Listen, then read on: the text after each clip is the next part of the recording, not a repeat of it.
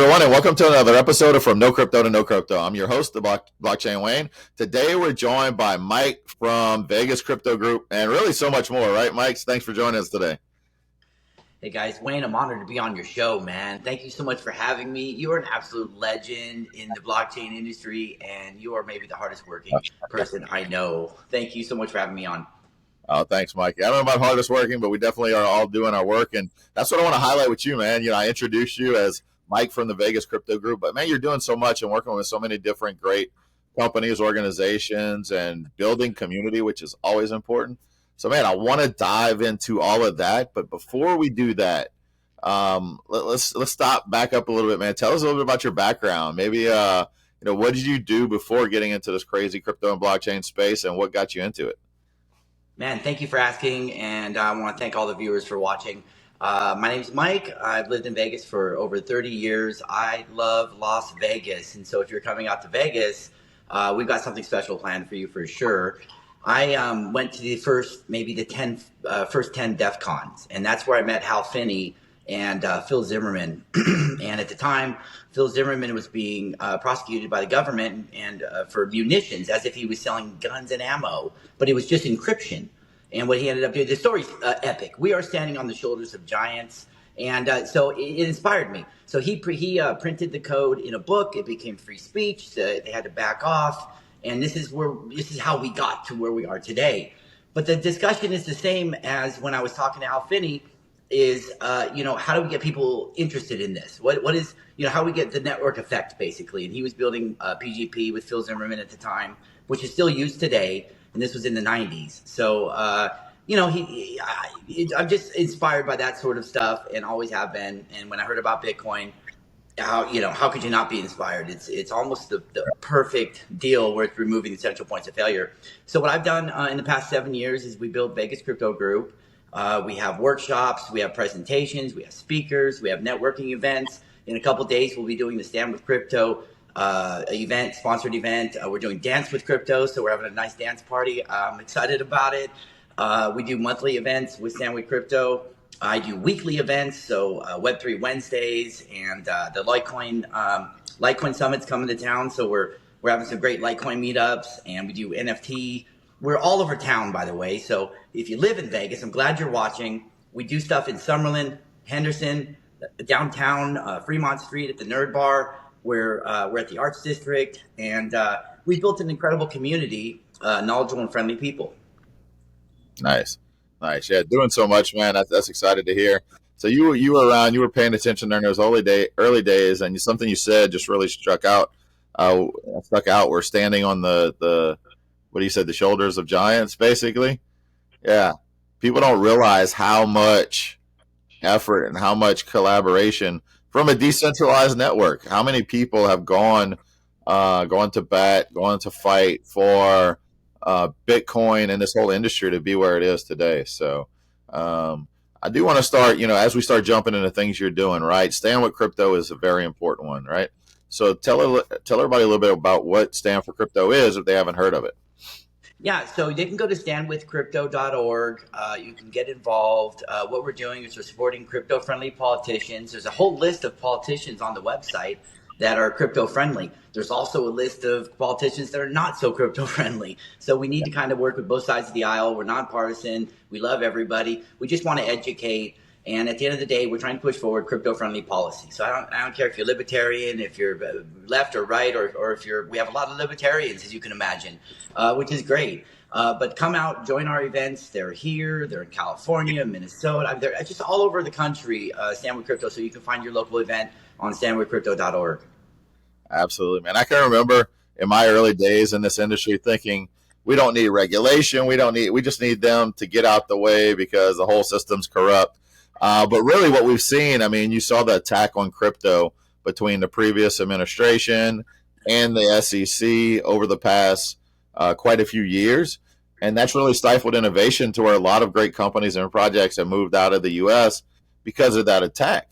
And I think now, like, having the ability to just know that you can operate and the government's not going to stifle your innovation or what you're trying to build when you're trying to build tools for real people. That's important to have as well. So I'll change my view again, saying like I'm not not a big fan of left wing, right wing. It's there. There's issues on all sides, right? But at the end of the day, we do need to have people in place that aren't going to be enemies of what we're trying to build.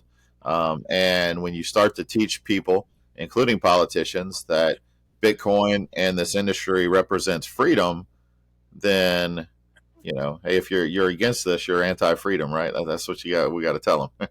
That's absolutely right, and I'm glad you said that. My typical speech that a lot of people come out to the meetups, they get this speech, but privacy is an important part of freedom, and freedom is an important part of progress and innovation. And when you limit privacy, you limit freedom, you limit innovation, and we really can't keep doing this because we're falling behind globally. There's no reason why we should be doing this. So it's good to see people stand up for crypto. And so I'm excited to be part of this Stand with Crypto organization. I'm the president of the Nevada chapter. But like I said, it's all over the country, and we're going to have some local chapters hopefully opening up, and so definitely get involved. I agree. The politicians. When we first started Bitcoin, it's for everyone, right? But then now that the politicians are involved, I kind of started second guessing that. But we can work with them, and we want to. That's really, really important in this country, the way we operate. We got to go through those channels, and it's good to see regulations starting to come out so companies can operate here. Coinbase had to fight. I heard that they spent over $150 million just to stay in America. I mean, just for those legal battles. So I'm hoping that that'll ease up and we can start innovating again here in America. Oh, I believe it, man, because I've traveled all over the world recently over the last couple of years, just going to conferences, talking to people, and I really enjoyed all the conferences that were in the U.S. But they seem, for a point there, when the industry was under attack, most people were avoiding it, right? And so I spent a lot of time traveling to other countries, and you know what it's like to travel all the way to Asia to talk business with somebody that's from the U.S., or go all the way to Dubai to talk business with somebody from the U.S. So, and I think that's what people need to realize. I mean, the biggest gauge on a country's progress is typically how thriving the economy is, and the jobs, right? The jobs, available jobs, or the unemployment rates. And when you have technology, always replaces certain jobs, right? I tell people all the time, like, it's people are claiming, oh, AI is going to kill jobs. Yeah, you know what? The tractor killed jobs too for people that were working in the farms, right? So, but technology evolves, new jobs are created, and we can't be eliminating jobs that become just obsolete without embracing new technology that's going to create many new jobs. So it's important. We definitely need to do that. And actually, this technology, I mean, one of my biggest complaints about government in general is transparency, right? You see a lot of corruption happen when there's not transparency, and the technology itself, when put in place, can keep people honest. Because I always joke with people, right? We talk about corruption in politics. Oh, what if we got rid of everybody that was in power right now and replace them all with good people?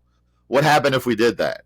How long do you think it would take for that system to be corrupted again? And it's really not so much just the people, it's the system. A system that allows people to be corrupt, people are eventually going to fall prey to it, right? Versus a system of checks and balances on a transparent, immutable ledger that people could see what's happening at that level, could prevent a lot of that. Prevent people from falling to that corruption, or just getting in line with the status quo of what's already been happening. So yeah, that's what inspires me about Bitcoin, is kind of removing the central point of failure. And in many ways, people who call themselves government pull these economic levers, and people suffer. And that will continue until we come up with a solution. And that's why I'm so excited about Bitcoin, because if you compare that to how the dollar was created, the dollar is a creature from Jekyll Island. Let's be honest, it really is. And and it was created for a certain class of people. Bitcoin, people saw a problem, and they didn't have some guy saying, "Hey, fix this for us." They said, "Hey, we see a problem, we're going to solve it." And they just stepped up, and the next guy stepped up, and a Bitcoin improvement proposals, and things kind of came together organically. And that's what excites me about Bitcoin, is it's a community-driven project. And so I want to encourage everyone watching. You don't need to sit on the sidelines. You really don't. At the very least, watch this podcast, but come out to our meetups. Go to your local meetup.com. Go to your local meetup. Support the people, and just kind of hang out and then see what you can do. And don't wait for someone to give you permission. Just do it. Absolutely. And that's one thing you haven't done, Mike. You haven't been waiting for anybody to give permission. You've been doing a lot, trying a lot. And so, let's start with the Vegas crypto group, right? Your meetup community. Um, what types of things are you doing there? I mean, you mentioned you're having talks, you're having networking, but what was that process like in the early days? Just building out that community. Hey, I am really glad you asked that one. So I didn't want to host meetups. I'm gonna be honest. A friend of mine called and said, "Hey, CES is coming to town." This is about 7 years ago, and I said, CES is a consumer-facing conference, and for tech, and it's huge. It's like 150,000 up to maybe 300,000 people come for the CES stuff, and they're not including blockchain. I said, it's going to impact every single industry, every company at CES. He needs to know about blockchain, and we're not represented. It was still, kind of the black sheep of technology at the time. And so he said, well, let's do a meetup. I said, that sounds great. I didn't want to do it, but he encouraged me to do it. And I'll tell you, encouragement really helps. So I'm encouraging you guys watching to go for it. Just do something. And so we did it. So he says, I don't really want to work for it. And I said, well, shoot, I don't want to work either. If you're, let's just do, he says, well, we'll make that the meetup. He says, just do a casual, no frills, come as you are meetup. And we don't have to worry about it. We'll just hold space for crypto. And I've carried that same energy throughout. So don't think that there's a lot of pressure about how you want to host the meetup and where it's going to be and what you're going to do and what, are you going to get sponsors? I've been unsponsored for the past 7 years and it didn't matter. I still host meetups and find great locations. I look for 3 wins. The people we're serving that are coming to the meetup, they need to win. The venue, they'll get a win, and that could be a pizza joint, that could be a local bar, that could be a little restaurant. I'm so happy to bring business to them, local businesses, and then of course we get a win. Just by being able to hold space for people. So that was kind of the impetus of the whole deal. And I always said, we need a knowledgeable and friendly group, and that has panned out really well. As you can imagine, there are some scams in crypto, just a few, but those guys come out to our meetups and they never come back because we are such a knowledgeable and friendly group. We host cybersecurity workshops. We teach people how to harden their routers. We host other workshops and we have speakers come out, but mostly casual network mixers. Just come out as you are and just have a great time and talk to people, and building community that way is no pressure. So that's why I encourage everyone watching, just consider at least attending a meetup, but maybe host one. And if you'd like to host one, I wrote a how to host a meetup, 7 easy steps. That's on my website, Inform Empower. I don't want to take the mic too much, but Inform Empower has been a real gem for me, and I've just loved building it over the past few years. We have all of our events listed there. We did 5 days of virtual summit, so they're in the metaverse, but all the speakers are there. Paul Poi from Edge Wallet, I'm so honored to have him on. We had so many great people, and that's available to you on Inform Empower. We have so many other things. We did a documentary highlighting crypto communities here in Vegas. We actually also talk a little bit about psychedelics, and so maybe we'll get into that. And then we have a directory that we're putting together, and that directory I think will really help people. I just want to add value.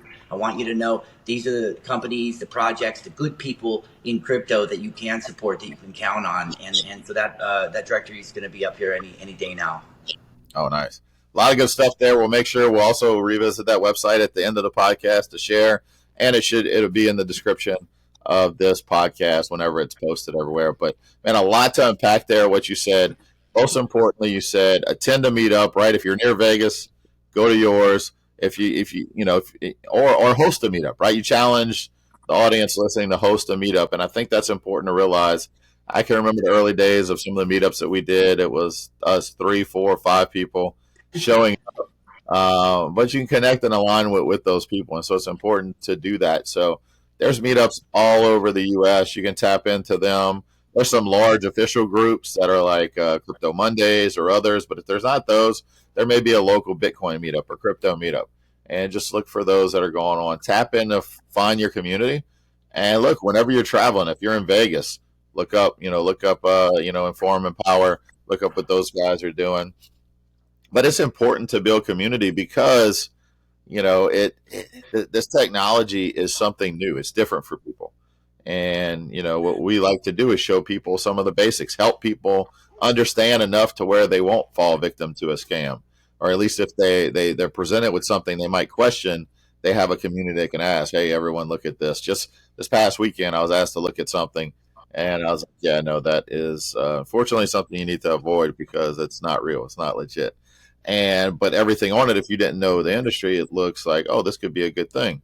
Um, but when you're once you're knowledgeable, you're like, that's not how that works. That's that's no way. So definitely tap into those. So you also alluded to the recorded virtual conferences that you've done. So is that referring to Crypto Mindset Reset? Yeah, so in 2022, that FTX thing kind of kicked off, and what I tell people about FTX is it has nothing to do with crypto, and that's kind of a controversial statement because people say, "What the heck are you talking about? It was crypto." But listen, if you own your keys, man, then you didn't have any trouble with FTX. So if you keep your coins on an exchange, man, you're kind of asking for trouble regardless. I mean, I trust Coinbase, I trust some of these guys, but you can only trust them so far. And the whole point of crypto is for you to own your own self custody, in my opinion. So it's so important, guys. And then we just wanted to educate people. So that's the how that started. Yeah, I mean, and that's I tell people the same all the time that FTX was not a crypto issue. It was a straight fraud issue, right? Fraud and theft. They were using their users' funds in good faith. You're treating, and what happens is people would treat a centralized exchange like a bank. Like I just leave my funds there and I don't have to worry about it. I can log in and always access it. What happens when that company goes down? If that company goes down, if they get hacked, if they have, like in this case, malicious people inside the company, and you're relying on somebody else when you don't need to trust. You can hold all your funds in a wallet that you own, and an exchange is just that. It's designed to exchange and trade, not to hold. My whole concept, like my day to day, I don't trade every day, but when I am doing a trade, it looks like this: transfer from my own wallet to exchange. Once it's in exchange, execute the trade or set the trade limits. Once that trade is complete, withdraw.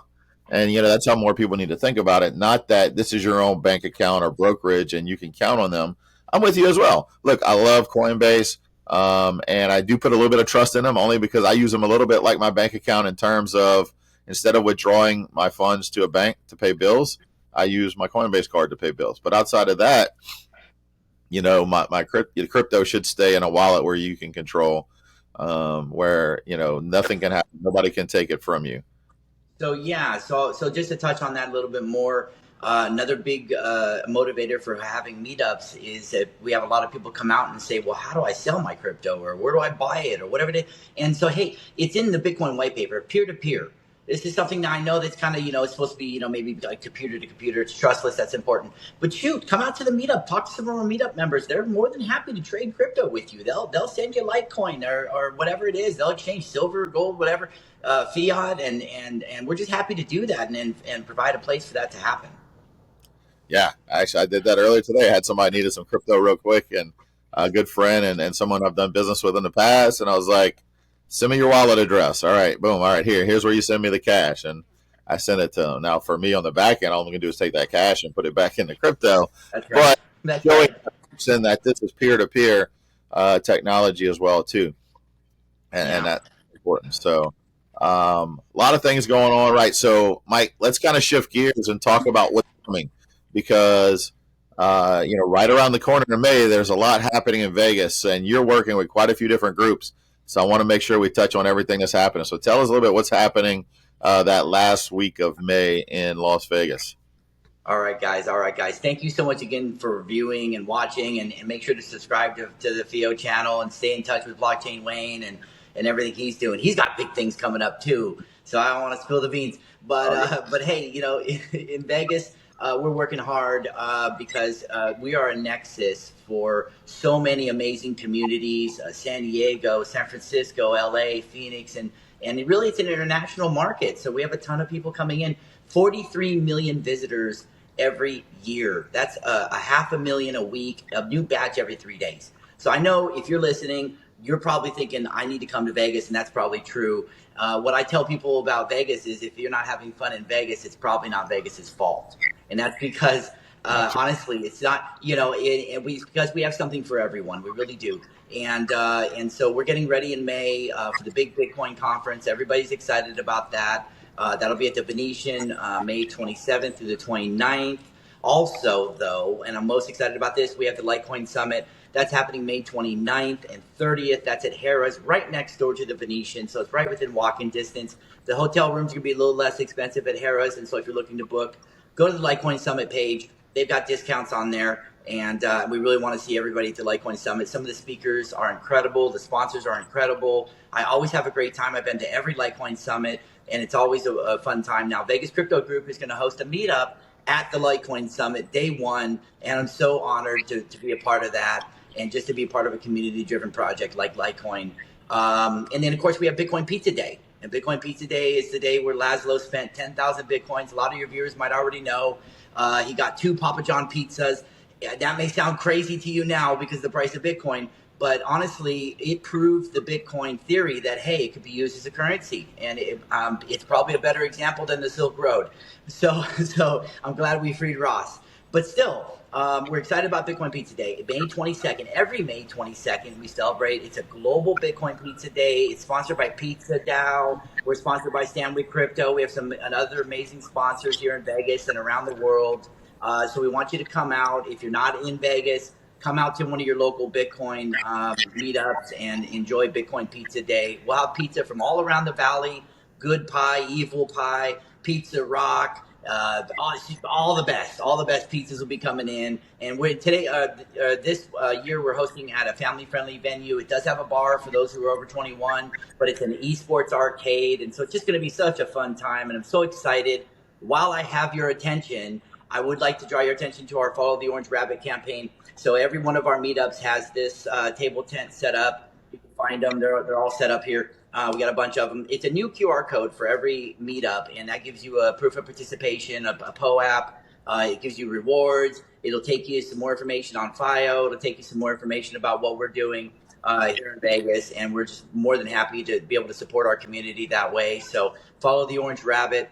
I did talk a little bit about the directory. We're going to have that up very soon. It's going to give you all the hot spots in Vegas, but it's also giving you some of the best crypto projects in Vegas. And so that directory is on informempower.com. Again, the link should be in the bottom, and you can find us. And I go by Life Size Box on IG and so many other platforms. I'm on Warpcast, which is a Farcaster platform. And man, I'm just excited to be part of the community and excited for you guys to come out and see us. Yeah, absolutely. Definitely looking forward to that. If you're not around Vegas, tap into Pizza DAO. They're doing pizza parties all over the world. We've got, I think, 2 or 3 different ones planned in Louisiana. You've got Vegas and anywhere and everywhere in between or around. They're doing quite a bit there.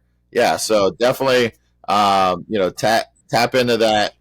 Learn more about that. I was talking to somebody the other day, Mike, and they were like, "Oh, I get sick to my stomach when I think about the guy that spent 10,000 Bitcoin on 2 pizzas." I said, "Well, he doesn't.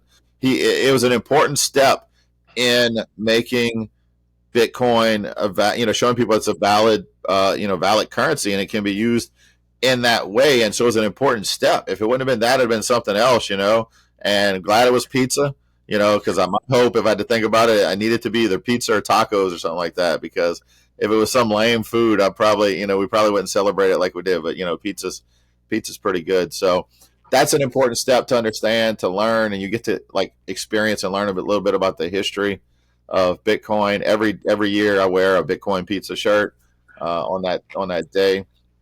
So definitely tap into everything those guys are doing. Bitcoin Pizza Day, May 22nd, and then I think it's around May 26th or 27th is when the Bitcoin conference kicks off, and then there's other events around Vegas that'll be happening, so you can tap into those as well, including Litecoin Summit, which I went last year to Litecoin Summit. That was my first time going to one, and that one was amazing as well. It was good to connect with everybody. So Mike's already told you where to find him: informempower.com, Life Size Box on social media channels. So make sure to follow him and find out, and just take his words of wisdom. Find a Bitcoin meetup or a crypto meetup near you. If you can't find one, make one. Find some people that like to talk about crypto and start getting together. Build your community. One thing I love about these conferences and meetups, Mike, and probably you as well, like when I talk about Bitcoin and crypto around current friends and family, I get looked at like I have 3 heads, right? And so to be able to go to a conference or go to a meetup where we can talk about it and nobody in that room thinks you're crazy, that's what's important, right? And we all believe, we have this universal belief. You may like one crypto project over another. You may like Bitcoin. You may like something else, and everybody's entitled to their opinions. But at the end of the day, we all want to see this technology and this space move forward because of the potential it has to improve the world. It's not just about price go up, let's get rich. There's a lot of different places we could put our money, and it's more about this technology can change the world, revolutionize some technologies, evolve certain companies and technologies to where it's more open, transparent, and fair. Gives everybody access. So that's what's important. So, Mike, as we start to wrap up, this is the point where I usually ask people to share where they could follow you, but you've already done that. So, how about some final words of wisdom? Anything, think about people that are listening. Any additional words of wisdom you have for the listeners? Yeah, again, I just want to encourage everyone to get involved. Bitcoin started as a community project. It didn't start because there was a CEO. Satoshi's credited for starting. Who knows who Satoshi is? I think it's Hal Finney, but maybe not. Either way, I love the guy so much. He had a big heart, and I think that energy's continued throughout crypto. And I know that there's a lot of NFTs, and then there's all these other chains, and we don't know which is what's going on. Just get involved. Just sit down and see who you resonate with. And I just want to encourage everyone to step up, because now's the great time to get in. You're certainly not late, but you're not early anymore. I don't think at this point it's maybe just the right time to get in and put your influence in, put your voice in. Crypto is one of those things where you can do that. And I'm so excited to be able to do that. You don't wait for permission. Step up and join a group or make your own group. And I'm just honored to be here. I want to finish off with what I put on most of my social media profiles, which is, there's enough on earth for all of us. We live in abundance. Don't let anybody fool you. It's true. There's enough on earth for all of us, and there's more that connects us than divides us. And at the end of the day, I try to live my life that way. Absolutely. Great points, Mike. Definitely a challenge. It's funny you mentioned about Bitcoin has no CEO or whatever, and it's funny. Like at recent conferences, the FIO shirts we've been giving out, my most popular one that I always run out of is one that says "My mom thinks I work at Bitcoin," and so yeah, yeah. So that Probably true. yeah, so that one's been the most popular. But yeah, tap in, learn more, connect to a community. That's really where have this phrase "wag me," right? We're all going to make it. But that's true if you tap in and you start to become a student of the industry. It's not going to be if you just jump in and start blindly investing in projects or meme coins you don't understand. That's why it's important to learn and educate yourself. And when you can't educate yourself, find someone that can give you that, help find those answers. So cool. Mike, thanks again for joining us, man. It's been a pleasure. Thanks everyone for listening, and we will catch you on the next episode. Take care, everybody.